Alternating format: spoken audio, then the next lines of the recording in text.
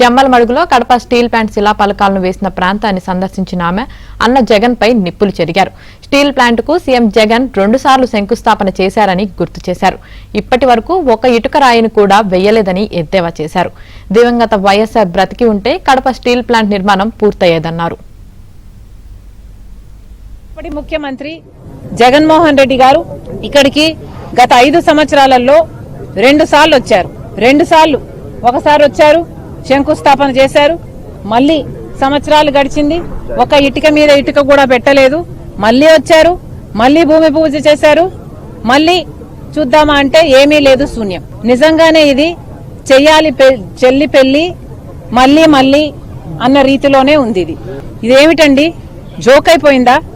రాజశేఖర రెడ్డి గారు ఉండుంటే ఈ పాటికి ఎప్పుడో పూర్తయిపోవును ఈ ప్రాజెక్టు. 15 సంవత్సరాలు అయింది. ఒక్క మనిషి చనిపోయి 15 సంవత్సరాలు అయింది. అందుకు గాను ఈ రోజు వరకు కూడా ఇటుక మీద ఇటుక పెట్టలేదు. ఇక్కడ 1,00,000 ఉద్యోగాలు రాలేదు. ఇక్కడ మరి ఈ ప్రజలంతా, ఈ బిడ్డలంతా ఎక్కడికి బతకాలి, ఎలా బతకాలి? వలసలు పోతున్నారు. ఇప్పటికీ కూడా ఇది కరువు ప్రాంతంగానే ఉంది.